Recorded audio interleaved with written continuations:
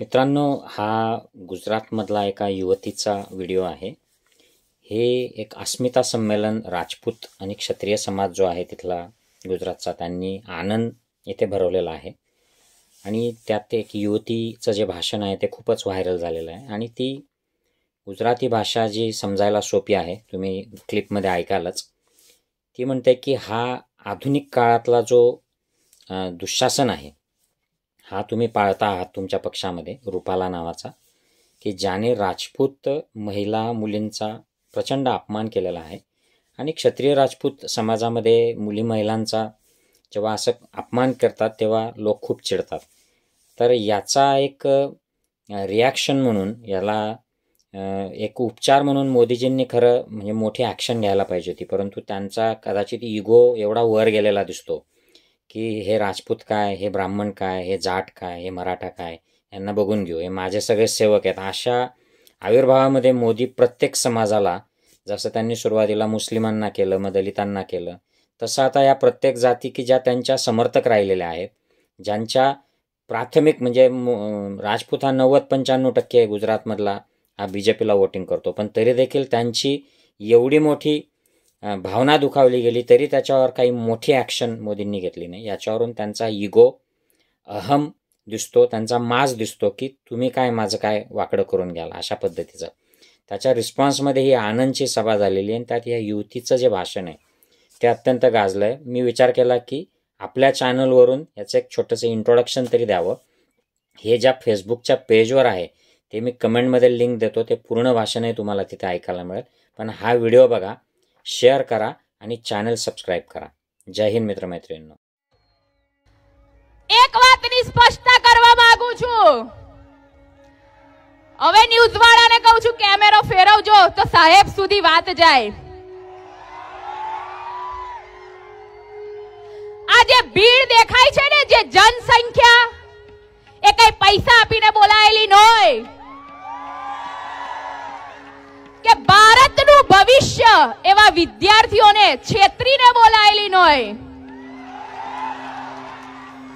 આ મારી માતાઓ બહેનો એ સ્ત્રીના સન્માન માટે અને નહીં કે એક ક્ષત્રિય સમાજ સમગ્ર સમાજની નારીના સન્માન માટે લડી રહી છે અને આ હાવત જેવા મારા ભાઈઓ અમારી સાથે ઢાલ બનીને ઊભા છે। એ જનસંખ્યા છે। આ થોડા દિવસ પહેલા રાજકોટમાં રૂપાલાભાઈ એમના પ્રચાર દરમિયાન એક મંચ ઉપરથી એવું નિવેદન આપ્યું કે ભૂલ મેં કરી છે તો મારી સજા મારા પક્ષને કે મોદીજીને કેમ? આપ સર્વે જોયું હોય તો મારા રૂપાલાભાઈને, એમના સમગ્ર પક્ષને અને મોદીજીને પણ એ વાત કહેવી છે કે તમે તો સનાતન ધર્મની આટલી મોટી મોટી વાતો કરો છો, હિન્દુ સંસ્કૃતિની મોટી મોટી વાતો કરો છો,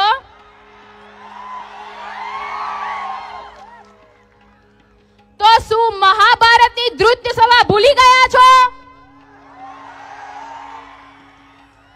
જેમ મહાભારતમાં દુશાસને માતા દ્રૌપદીનું ચીરહરણ કર્યું હતું, તે વખતે સક્ષમ હોવા છતાં રાજા ધૃતરાષ્ટ્ર, ગુરુ દ્રોણ, મહારથી ભીષ્મ જેવા યોદ્ધાઓ મૂંગા બનીને જોઈ રહ્યા, ત્યારે એ દુશાસનના પાપ કૃત્યની સજા સમગ્ર સભાએ ભોગવી પડી હતી। તો અત્યારે આ કળિયુગના રૂપાલા રૂપી જે દુશાસને, આ કળિયુગના જે રૂપાલા રૂપી દુશાસને પોતાના વાણી વિલાસ દ્વારા જે સ્ત્રીઓના સન્માનનું ચીરહરણ કર્યું છે, તો એની સજા પૂરી ભાજપ સરકારને મળવી જોઈએ કે નહીં? મોદીજીને મળવી જોઈએ કે નહીં? તમે ભલે અમને લોકસભા કે વિધાનસભાના ટિકિટ લિસ્ટમાંથી બાકાત રાખો કે નજરઅંદાજ કરો, પણ જે આ પરમવીર ચક્ર યોદ્ધાની યાદીમાં મારા ભાઈઓના નામને કેમનું નજરઅંદાજ કરશો?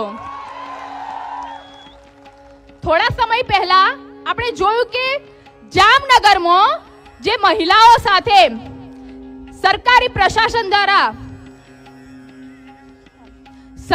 પ્રશાસન દ્વારા જે નિમ્ન કક્ષાનું કૃત્ય કરવામાં આવ્યું,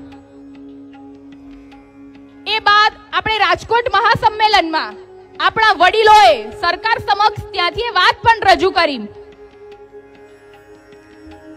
એ છતાં 2 દિવસ પહેલા તો વિડિયો તમે જોયો હોય તો કચ્છનો કેટલું નિમ્ન કક્ષાનું કૃત્ય સરકારી પ્રશાસન દ્વારા આપણી મહિલાઓ માટે કરવામાં આવ્યું. શું એ યોગ્ય છે ખરું?